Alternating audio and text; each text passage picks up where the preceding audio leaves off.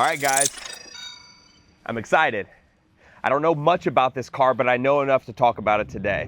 The 2025 Mach-E Mustang, one of the highly contested nameplates that Ford has produced.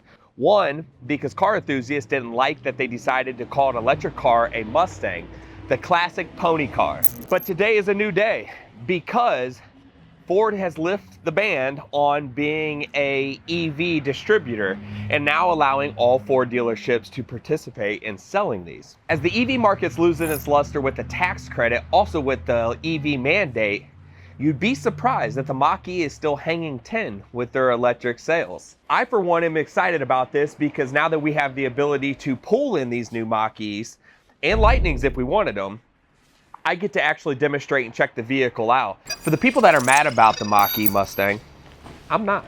Diving into the back of the caboose with the beautiful riveted concave Mustang emblem. You also have the classic oscillating rear tail lights and turn signals. Guys, with this sleek design, it's aerodynamic. It also has a black roof, and I'm gonna show you why it's black once we get inside the vehicle. Now, you're gonna notice there's no door handles on this vehicle. There's just these little wings, these little aerodynamic wings. Well, that's your door handle right here. Pretty cool. Now, I usually wouldn't have Jared do this, but even when you walk up to this door, guys, this interior is so inviting. You got crisp, clean lines, vertical, symmetrical lines in the leather. You also have a beautiful stitch to the speakers, also the trim on the dash. And it isn't no Tesla, but it does have a very huge screen. Guys, this ceiling is insane. The whole top is glass. Sorry about the seatbelt thing, guys, because I am not buckling it. Okay, maybe I will. So they kept it very modest on the dash with the instrument cluster, not obstructing the view. Very easy to see it past the steering wheel gap. Really nice, and it does look good. Having the Mustang emblem there with that small horizontal screen really gives a low profile look, because you also have this obnoxiously large display that you're going to do most of your settings, your audios, and all those in betweens. So they actually put an audible exhaust sound in these vehicles that you can actually turn off and on whether you like it or not, and it's over here on the propulsion sound.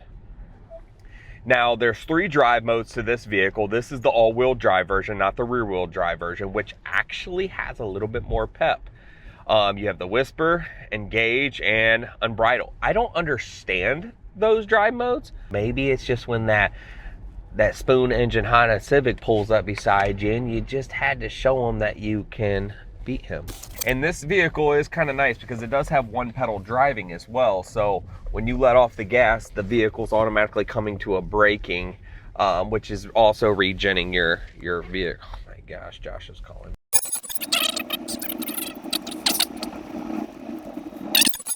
Now, I really don't have any more I want to say about this Mustang, but I think it's safe to say that they're allowing the EVs to be sold in every dealership now without the giant infrastructure that steered a lot of dealerships away from, ultimately selling the vehicle.